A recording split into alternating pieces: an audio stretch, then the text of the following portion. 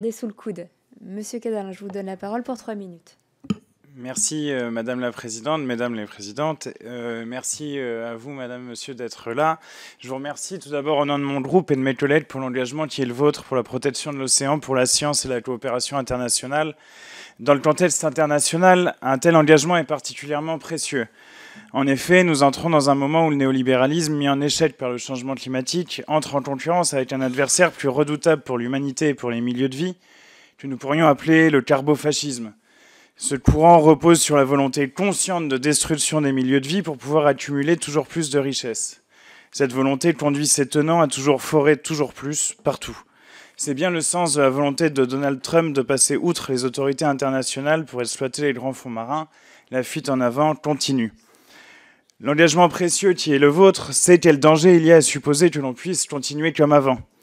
Si certains nient les causes ou les effets du problème écologique, ils ne les font pas disparaître pour autant. L'océan nous le montre, en proie à l'acidification liée à nos émissions de dioxyde de carbone, subissant des perturbations que nous avons encore du mal à mesurer dans leur profondeur, livré aux pollutions qui ne s'arrêtent pas à la Terre, loin de là. L'océan souffre en réalité des mêmes maux que connaissent les forêts tropicales, les zones humides, l'atmosphère, tous ces communs environnementaux qui rendent possible la vie humaine et sont soumis à une pression bien trop grande par les logiques court-termistes de la production capitaliste. La question de la protection de l'océan est centrale. La France doit, au sein de l'AIFM, expertiser les moyens de sanction éventuels si jamais les États-Unis venaient à mettre en œuvre cette décision nocive. L'UNOC est l'occasion de porter collectivement une voix forte pour la protection des grands fonds marins. Par ailleurs, dans le cadre du processus de ratification de l'accord BBNJ, je me demandais quelles étaient vos attentes, au-delà de la ratification elle-même, vos espoirs et vos recommandations pour que ces dispositions juridiques se traduisent en politique concrète de protection de l'océan, notamment au regard de la création et de l'effectivité des aires marines protégées. La science, en la matière, compte. Vous l'avez dit. Là aussi, la brutalisation de la communauté scientifique outre-Atlantique est une mauvaise nouvelle. Je sais que Madame Françoise Gaille porte le projet passionnant de l'IPOS, une forme de GIEC de l'océan. Il s'articule utilement avec une proposition formulée par un vote unanime de cette Assemblée le 2 avril dernier, invitant le gouvernement à s'engager pour la création d'un institut océan de l'Université des Nations Unies en France à l'occasion de ce sommet. Les deux initiatives ensemble sont porteuses d'un espoir, celui d'une France œuvrant concrètement à la défense de la coopération scientifique internationale pour l'océan. C'est donc notre souhait que le gouvernement s'engage en ce sens devant le monde à l'occasion du sommet de Nice. Merci, je vous donne la parole pour pouvoir répondre. Un tout petit mot, merci de votre déclaration. Effectivement, sur BBNJ, clairement, vous l'avez évoqué tout à l'heure, Madame la Présidente, il y aura quelque chose qui va être important, c'est qu'est-ce qu'on va faire en termes de protection. Les grands espaces océaniques sont très particuliers, ils ne ressemblent pas aux espaces côtiers, mais ils sont aussi essentiels pour la biodiversité et pour le fonctionnement climatique et le fonctionnement des courants, le fonctionnement général. Donc on commence à avoir une petite idée, je parle sous la responsabilité des scientifiques, des endroits qui pourraient être intéressants.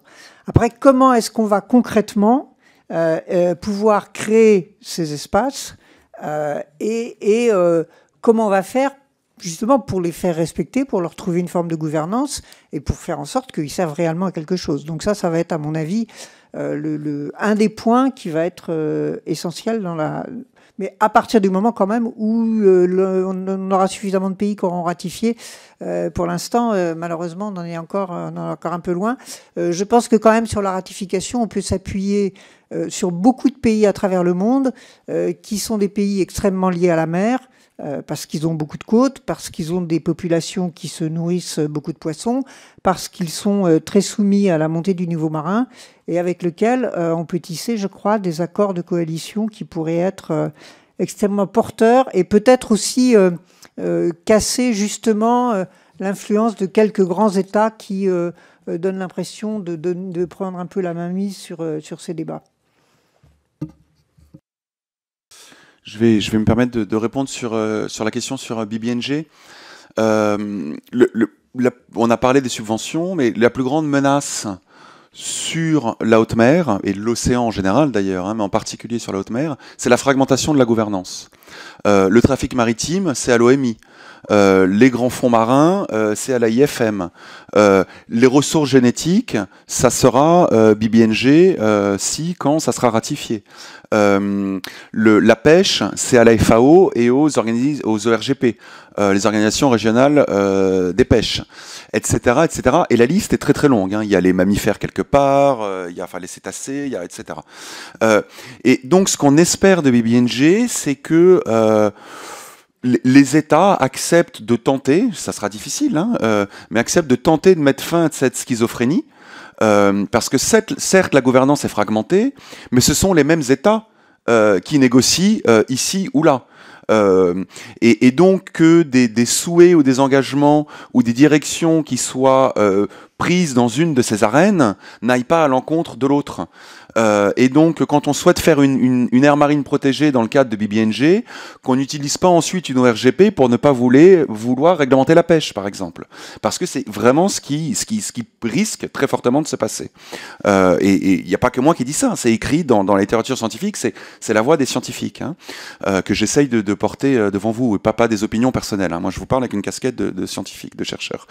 Et donc, c'est ça qui est attendu, qu'il y ait une forme de cohérence qui soit faite en amont des décisions BBNG avec les autres arènes des Nations Unies, pour que, par exemple, hein, on parlait des aires marines protégées, pour qu'elles puissent être vraiment protégées.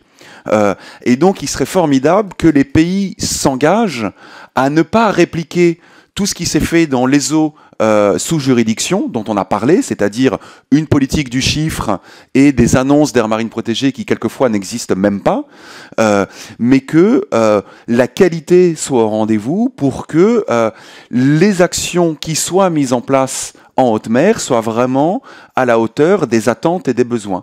Et oui, ça sera difficile, mais de mon point de vue, là c'est au doigt mouillé, donc je vous parle pas en tant que chercheur, mais je pense que la première aire marine protégée qui va être établie, qui ne protège de rien, c'est fini. Toutes les autres seront uniquement comme ça, parce que ça sera facile et on va voir un effet domino.